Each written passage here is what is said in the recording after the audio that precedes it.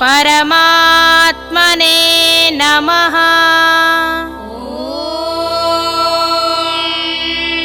श्री परमात्मने नमः।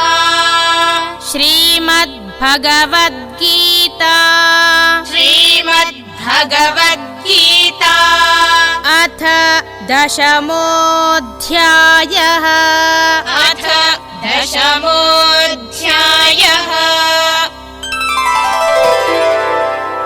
श्रीभगवानुवाच श्रीभगवानुवाच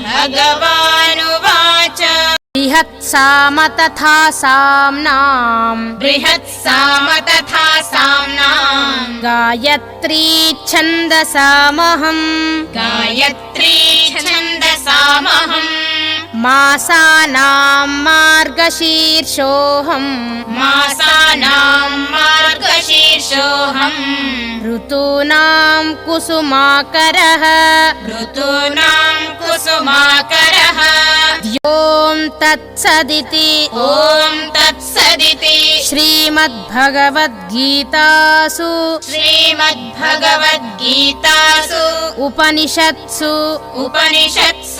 ब्रह्मविद्यायां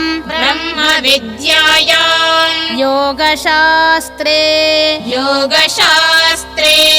श्रीकृष्णार्जुन संवादे विभूतियोगो नाम दशमोऽध्यायः।